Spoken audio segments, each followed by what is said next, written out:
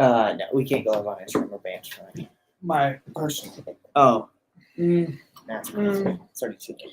You don't have any followers. Truthfully, you're not super active on Instagram.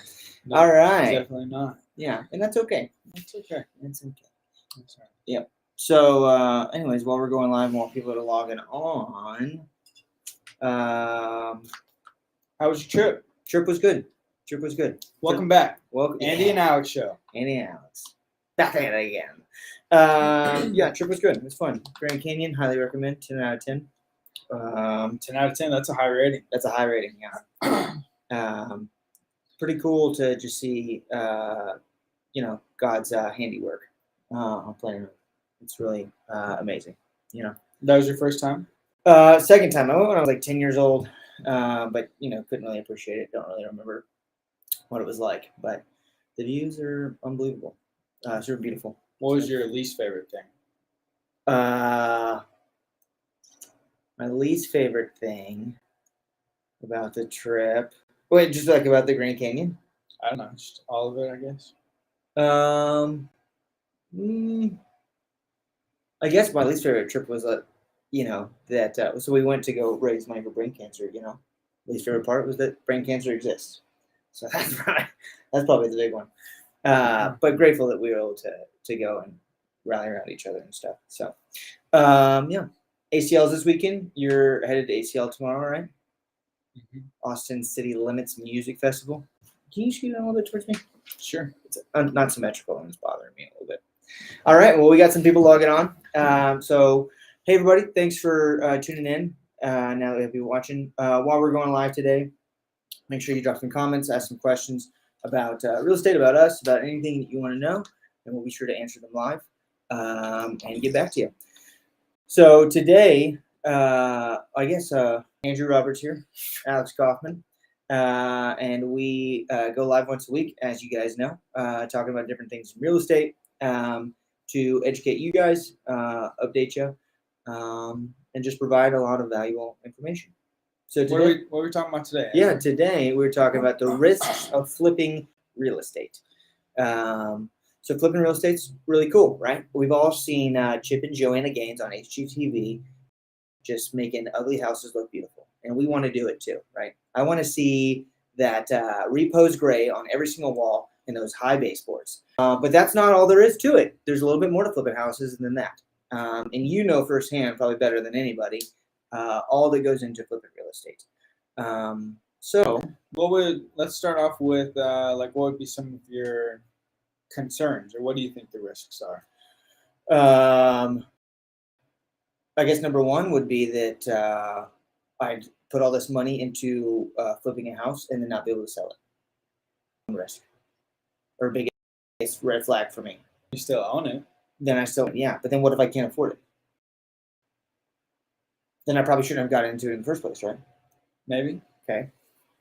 Big risk equals what? Big rewards. Big rewards. Bingo. All right. Yeah, so that would probably be the biggest one. And I guess that probably is a big concern now, right? Like, because interest rates are changing, they're a little bit higher now than they were, say, a year ago, or even 6 months ago. And so somebody who bought a house 6 months ago, flipping it and was trying to sell it today, might have a little bit more trouble, would you say? Maybe. And we've made a few videos step by step on how to flip some deals, right? Yes, we have. Find there. No, you can't. You can go through if you're on YouTube, you can just go to our channel. Yeah, we made a couple series. I think we made a video about each step. Did we release those? Yes, we did. Yeah, there's tons of our videos about flipping. Yep. So, well, let's start. I mean, what's the first thing you need to do to let's walk through the process and talk about how to eliminate risk along the way. Okay, cool. So what's the first step in the process of flipping a house?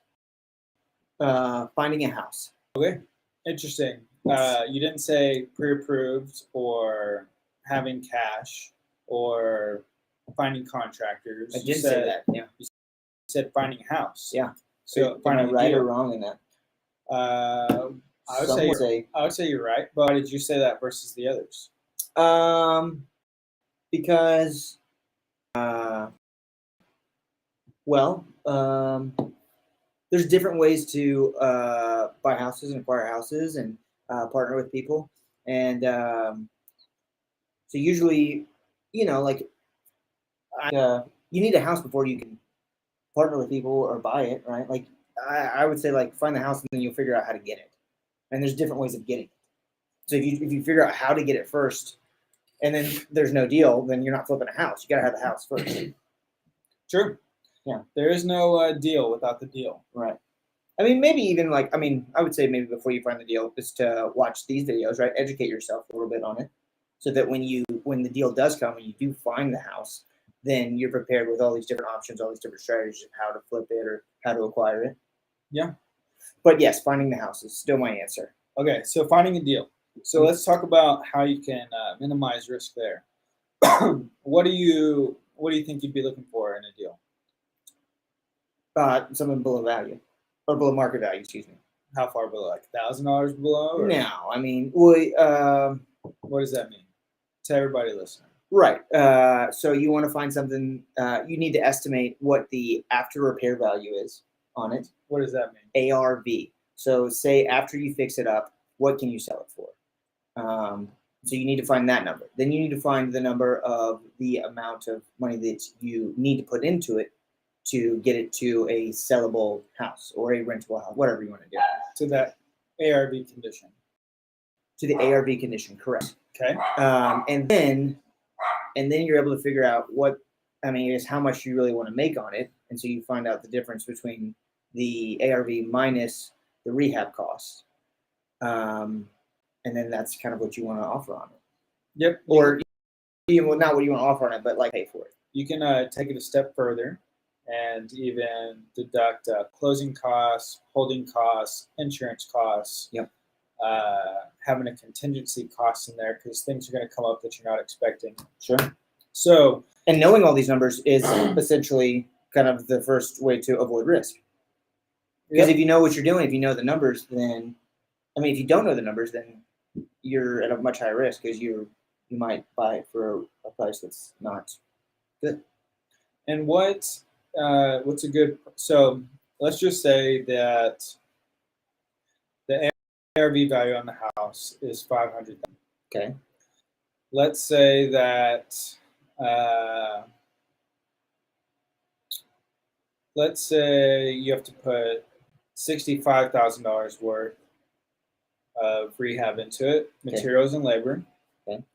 And let's say closing costs, insurance, holding costs, everything, $18,000, and you're estimating a 4-month hold on it. Okay. So that puts you at $417. So then from here you subtract the profit you want to make. Right. So for a 4-month project, and taking on this risk, how much profit do you want to make? I get this question a lot. What's the minimum take? Are you asking me if I don't know what I would take? For 4 months? I don't know. It's different for everybody. Well, think about it. The risk, everything involved. Uh-huh. Those numbers, I think it would be reasonable to make like 4 months. I don't know.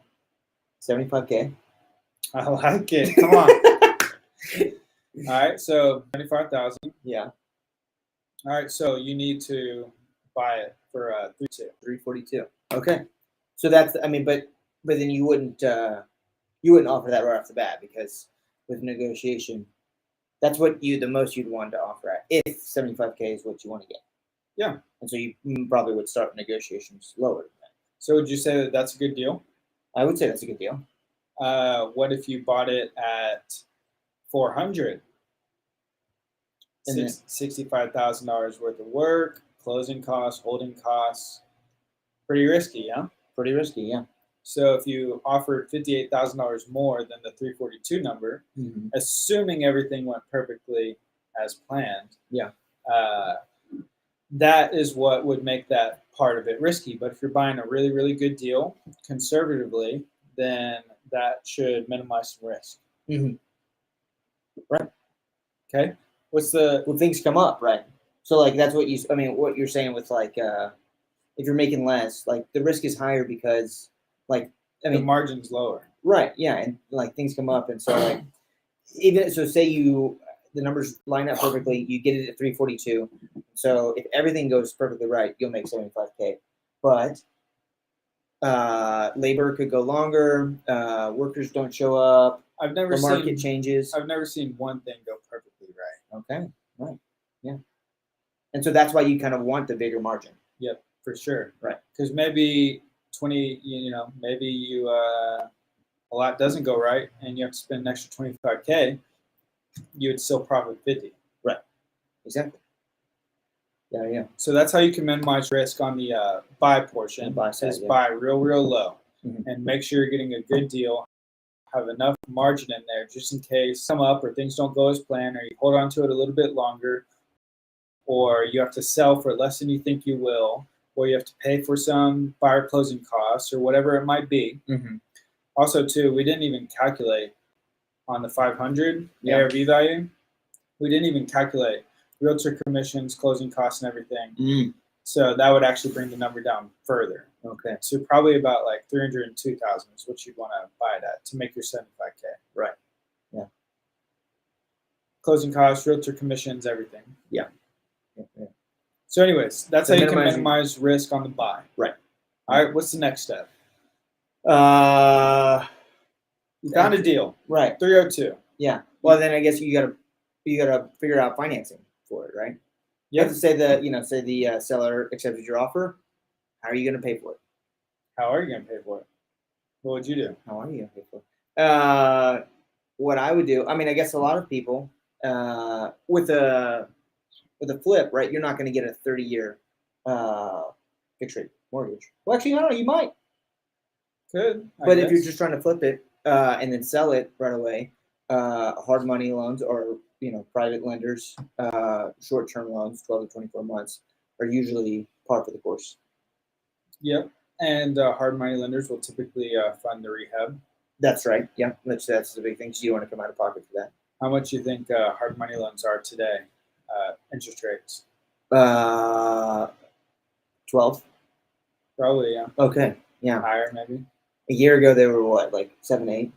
Well, it depends on like your experience and your relationship and how many deals you're doing with them too. But first time going to a hard money lender a year ago, you probably would have paid 12%. Yeah. And you got to pay origination points, right? Yep. Usually what's 2. What's the origination point? It's basically just kind of like a fee, right? Where they a point is a percentage, so it'd be 1 or 2% of the loan that they give you. They charge a fee. So if it was a $300,000 loan, 2 points. Seriously, what is that? 60? No, $6,000. I made the joke and then confused myself. So $6,000 is what you pay, and that's part of the. I guess you'd have to. You'd factor that in. Yep. Okay, so hard money loan's a good option. How can you minimize risk when getting loans? Did you know you can negotiate on loans? You can negotiate on anything. You can. Yeah. What? No, Tell your story. No, I'm not going to. So you can negotiate on loans. Yeah. So I'm the hard money lender. I come to you. I say, hey, Andrew. Yep, we'd be happy to fund your deal. We can fund 100% of the rehab budget, and we'll give you a 12-month loan. It'll be 2 points, and we'll charge you 13% interest. Interest only. Okay. What would you say? How would you negotiate? I'd say, no, give me a better deal. I don't know. You're the negotiator. You tell me. Well, just naturally. What do you think you would do? I'd say, I don't think that I can. I don't think I can swing that. The numbers aren't going to work for me on that. What can we do? How can we work together? Well, this is what our company and the higher ups are telling me that we're charging right now. I can go back to them. Is there something you were looking for? Yeah, I was hoping for. How many points did you say? 2 points. Man, I was really hoping for 1 point. Like I don't have as much cash on hand, and this is going to sell for really high, and so I'd rather get you your, I don't know. Yeah, it's good. Okay, go ahead. Hey, well, I was really hoping to for get one. I was really hoping to get 11% interest, 1 point. Any way you can waive these doc prep fees, Right. Just negotiate. You can minimize some risk there and put more cash in your pocket. Yeah. Hey, I need 11% interest. I need this. I need that. Is it possible to do this on an 18-month loan instead of 12-month? I know that this is written up on the term sheet as 12-month. Can we go 18? Right. Yeah. I mean, and with 18, like, even if say like you weren't, you're not planning to hold this or the work to go for 18 months, but again, you're minimizing your risk. Minimizing risk because anything can happen. Right, anything can happen, and it never goes as planned. Right. So a longer time frame is better. Yep. Yeah. And you never, with asking lender, I guess to your point of negotiating on that side is like the worst they can say is no, right? So you don't know until you ask. Yep. And I would say always look for recommendations. Reach out to us, ask us, but shop around too. Ask a couple different lenders if you want to. So, yeah. Yep. Okay. Cool. All right. What's the next step? After, hey, real quick. Yeah. For everybody watching, Andrew has a spreadsheet that will help you run the numbers on a flip. I do. Yep, he does, and he will send it to you from the Teifke Real Estate account if you go and subscribe on YouTube.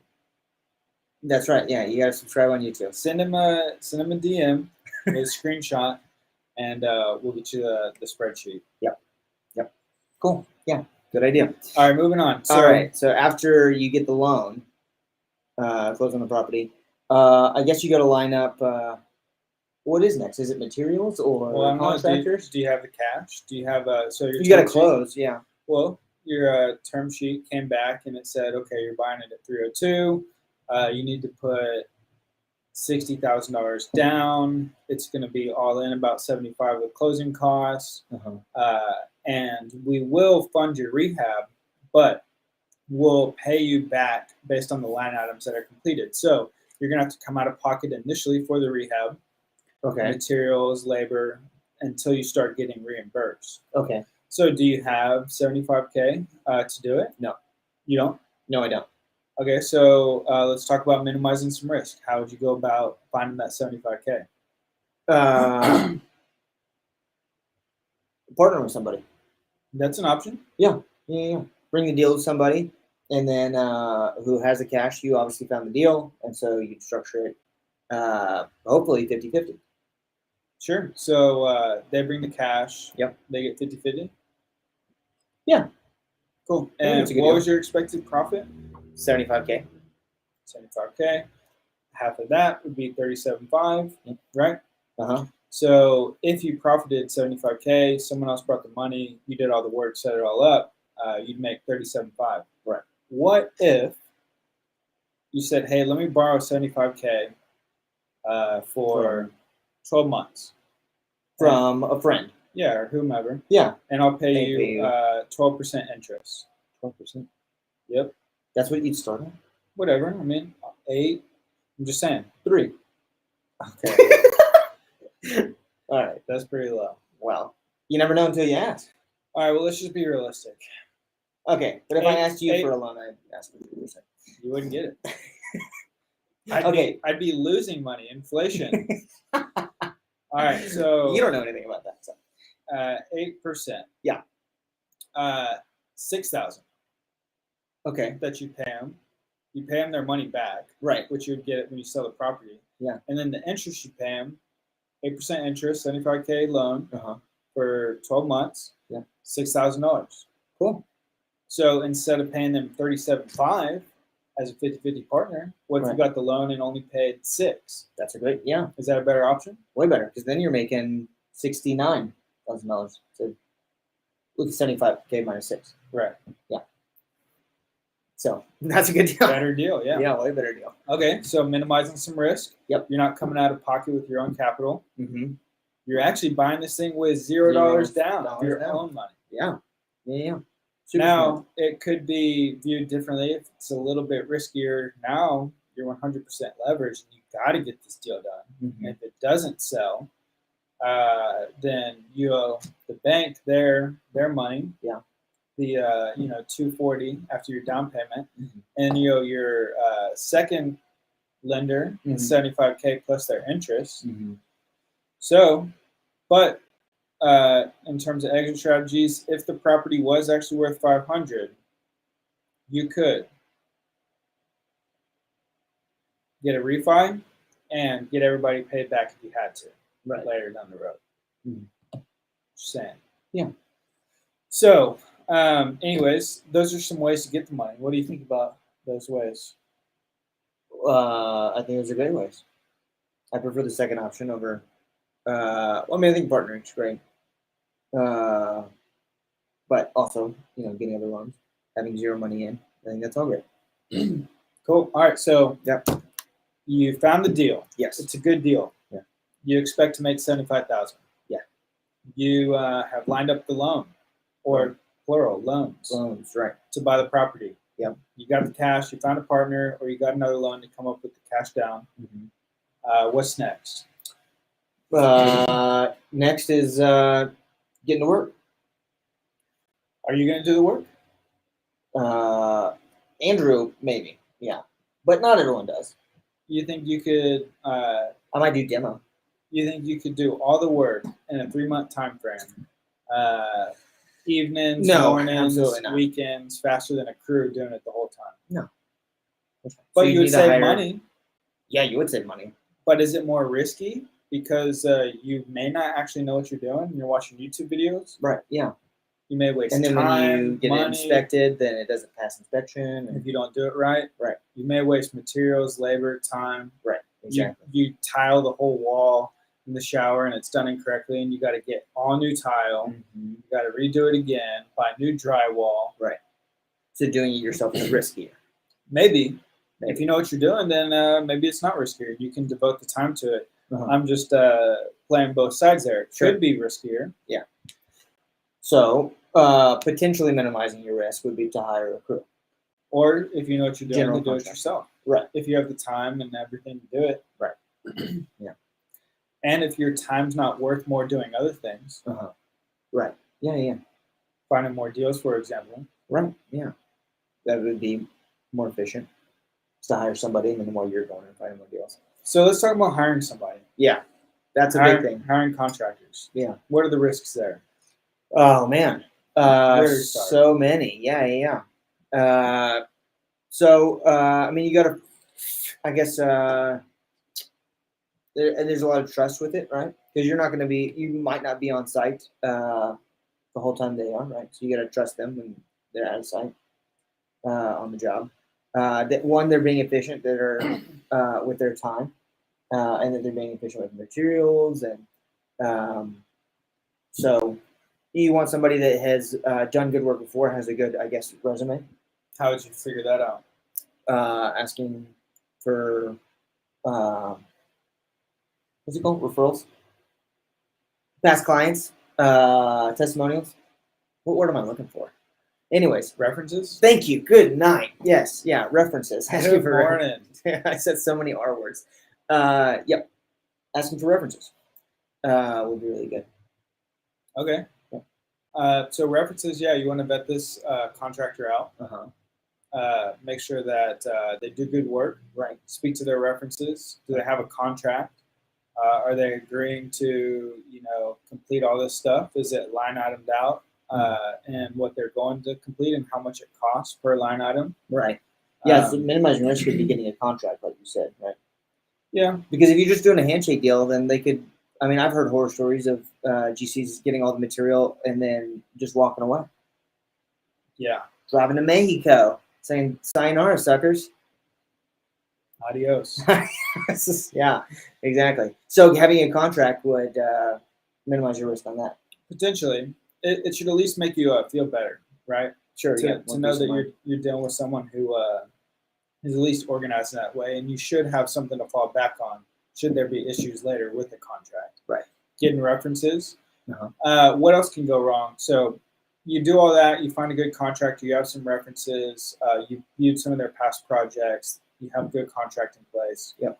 What can go wrong moving forward with now you're doing the work? Right. Work's being done. Yeah. Are you going to pay the $65,000 day one, or no? I think you probably pay. I don't know, maybe on a weekly basis. And then I think something I learned from you was you usually get the materials yourself and then give it to the contractors as opposed to them getting the materials. Well, I mean, maybe the only reason that we did that is the contractors preferred it. Okay. But I'd much rather them get it. Yeah, save you time. Yeah, it's a lot of time. Got it. You don't have to do 50 Home Depot trips. Sure.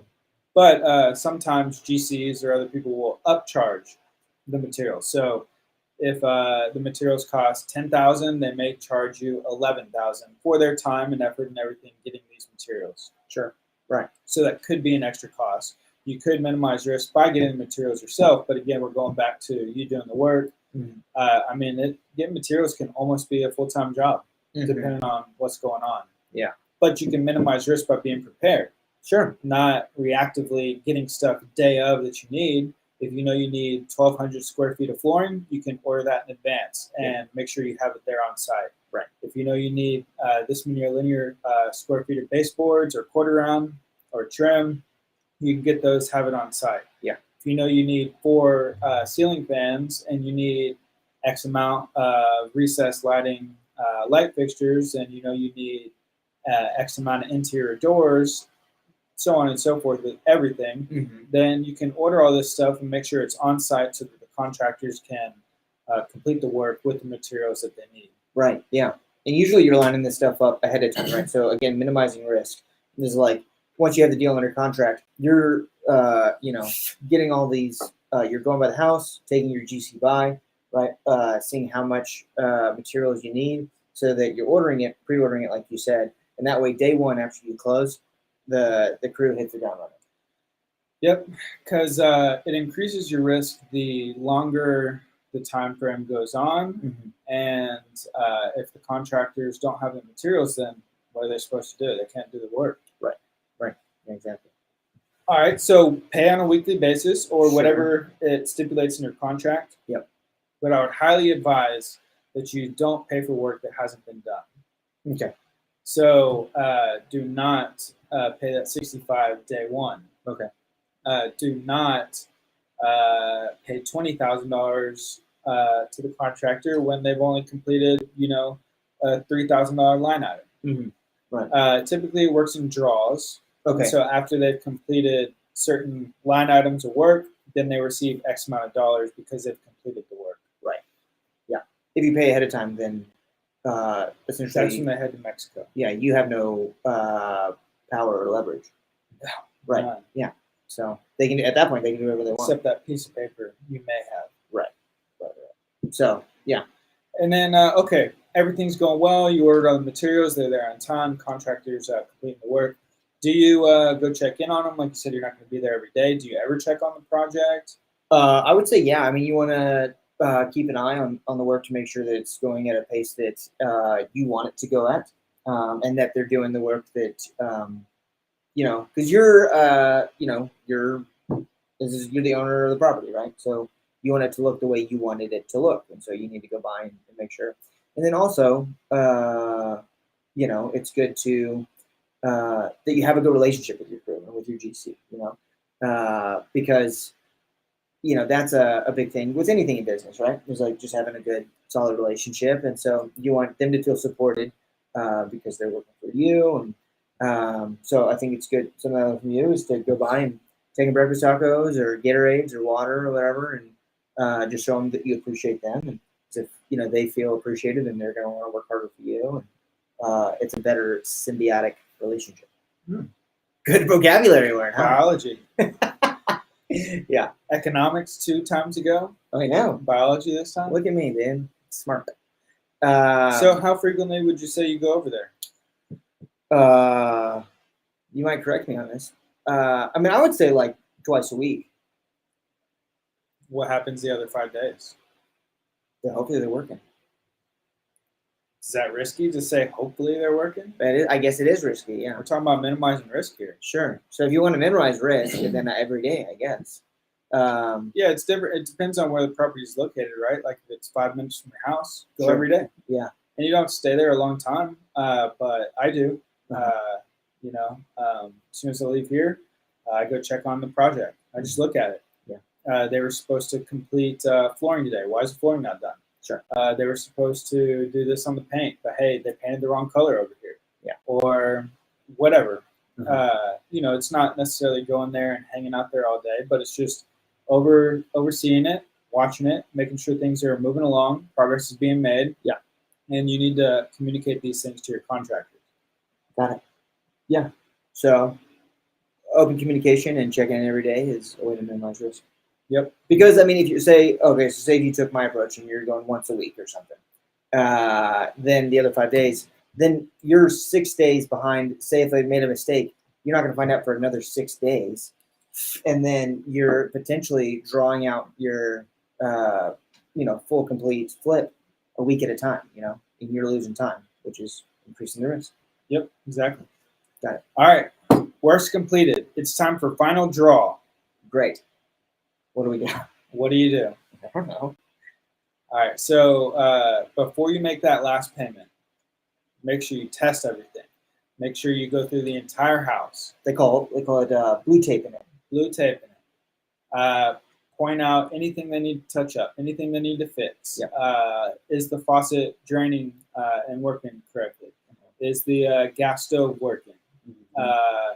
The ceiling fans, how do they look? Mm-hmm. All the caulking, the showers, everything that you've done, check it. Look at the paint and blue tape anything they need to come back and fix. Mm-hmm. And do you make that final payment before everything is not fixed? Absolutely not. Why not?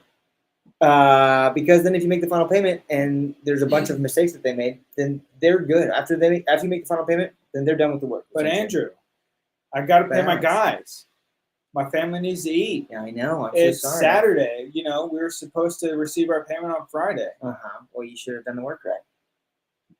That sounded harsh. I felt bad by saying that. But yeah, but still, right? Like, unfortunately, it's in the contract that I can't make the final payment until the work is complete, and the work's not complete. So, unfortunately. Okay, fine. I'll get my guys out there tomorrow, but can I get the payment today? No. I'm so sorry. Andrew. I said no. Yeah, I mean, you just stay strong. It's in the contract, right? So it's like. What if you don't have a contract? Then, unfortunately, it's just your word against theirs. Don't make the final payment until all the work is done. Right, yeah. In any circumstance, period. Right. Don't make the final payment until all the work is complete and 100% complete. Yeah. Otherwise, this is what you hear. Silence. Nothing. Yeah. They got to move on. They got to go to other jobs. Right. And you make that final payment, they're going to move on. They're gone. Yeah. So I'm sure they'll come back and fix it. Like, hopefully you're working with honest people and you got good references. But you want this done before you make this final payment. A lot can go wrong, and it is very risky to make that final payment before everything is 100% complete. Right. Yep. All right.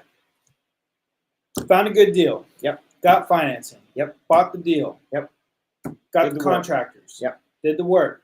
I do want to touch on this. If you did get your rehab funded by the lender, then you're going to be getting draws along the way. Mm-hmm. So if you know that the flooring is a line item that your lender is going to reimburse you for, you know that that's going to be done on Tuesday, mm-hmm. then schedule the inspection in advance for them to come on Wednesday.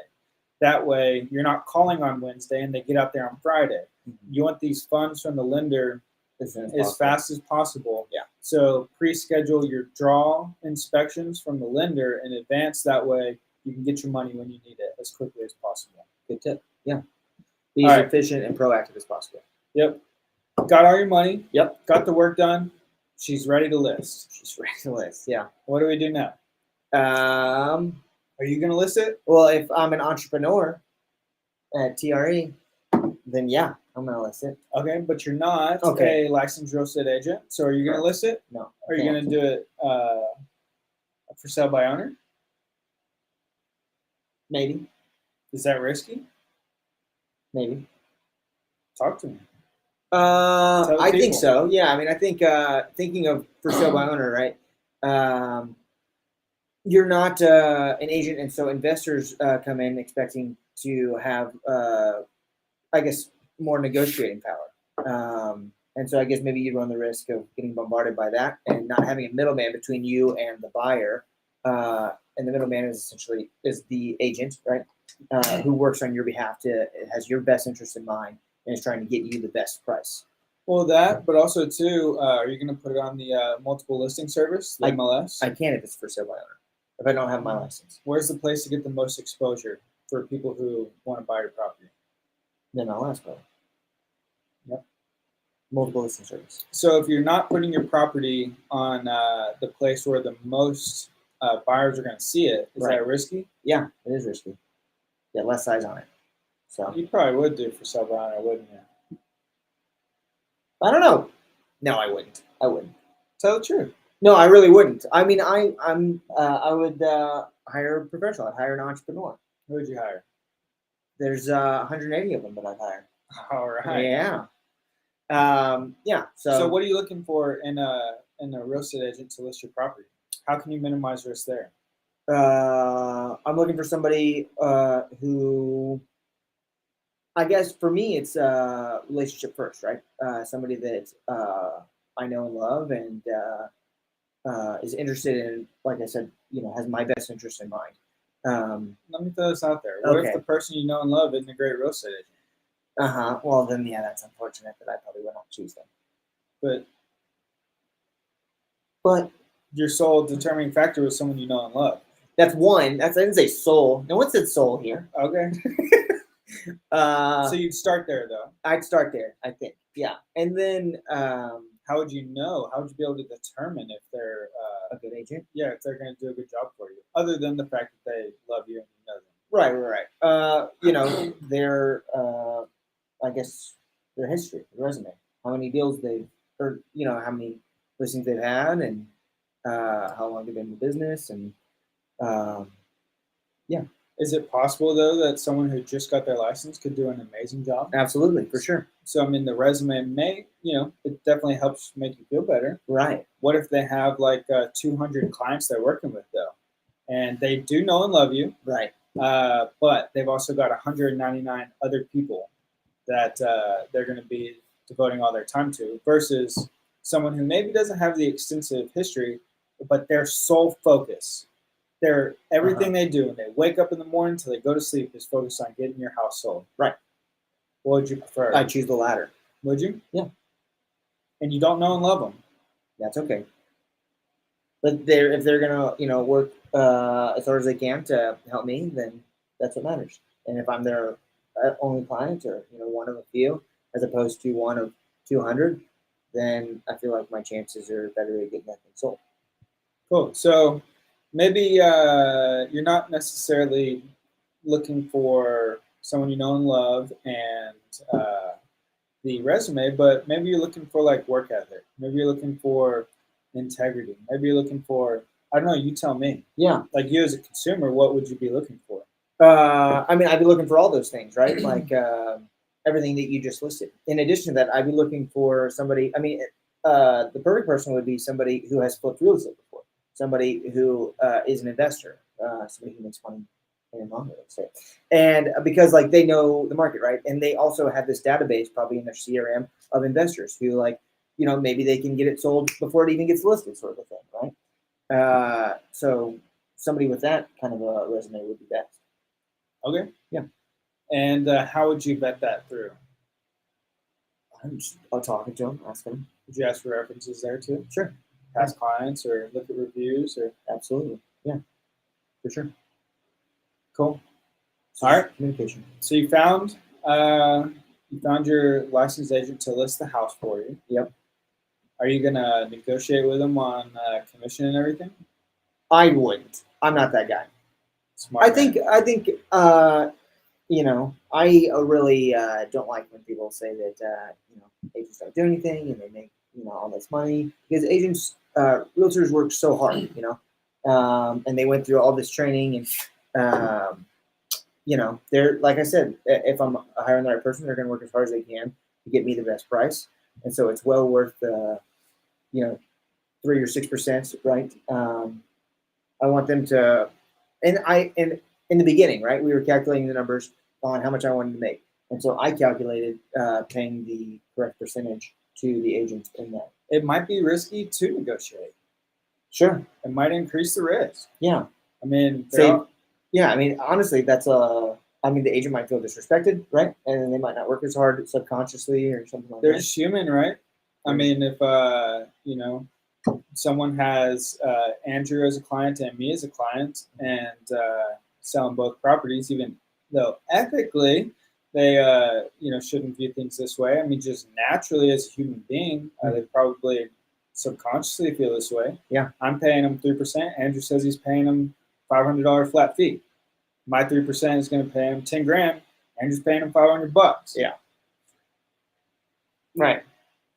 Which one would, if there's an issue at both properties, which one would you go to first? $10,000. $10,000. Yeah. If you only had one time slot to run an open house, which property would you do it at? $10,000. So it may be risky to negotiate with your real estate agent. Absolutely. Yeah. All right. So you found a great real estate agent. They're going to get it listed for you. Yep. What do you do now? It's listed. Well, I'm going to let my agent, my realtor, do everything that they can. But in addition to that, I mean, I am going to network with other investors and buyers, and share the listing on my social media and try and get it out there as much as I can too. Are you going to listen to recommendations, or are you going to do what you think is best? Recommendations from who? Your licensed realtor who's listing the property. Sure, yeah. Say they're like, hey, I really think we need to come in here, do this, and then if XYZ happens, then we do this. This is what we're seeing in the market, and you're like, nope, I disagree with it all. I want you to do. I'd listen. I mean, I would listen to my realtor. I mean, they're the professional, right? Why did I hire them if I wasn't going to listen to them? It's you got to have a level of trust. So I would. All right, cool. Then what else? That's it. Just get it sold. Get it sold. Okay. Get your money and then let your realtor direct you through the closing process once you're under contract. Absolutely. And the listing process and offers and everything. Yep. We go. Try and get the best deal you can. Take home your earnings, put it into another flip. Sweet. Do you feel like doing all those things minimizes the risk? Absolutely. Yeah, for sure. Is there still some risk? Yeah, of course. There's risks in anything, right? There's risks in even the things that we think are safe. There's risks in not taking risks. Absolutely. Yeah. Right. So do these things, and you can minimize the risks. There's still going to be some risk there. Yep. But hey, you want to make that $75K, you got to take some sort of risk. Got to take some sort of risk. You're not going to get it for free. Yep. Yeah. Well, thanks for sharing all that knowledge. Quizzing me the whole time. Dude. You shared a bunch of knowledge. Yeah. Thank you guys so much for watching. Please share this with anybody. Share if you're on Facebook. Share this on your feed. That'd be great. I'm sure somebody is curious about real estate or flipping and minimizing risks. How are you going to get them the flipping spreadsheet? Yeah. Make sure you go subscribe and screenshot that you subscribe to our YouTube channel, and then. Send it to a DM after you follow on Instagram. Yeah, just send us to a DM. Yeah, that'd be great, and we'll get you that spreadsheet. With your email, we need your email. Yeah, we need your email to send it to. Absolutely. Yeah. So thank you guys so much for watching. We'll be back next week with another topic. So actually, drop some comments on what you want us to talk about. We'd love to talk about it. We're just so grateful for you guys. Hope you have a fun ACL weekend. Stay safe, stay strong, stay clean, stay focused, stay classy. And have fun with your friends for next time. All right.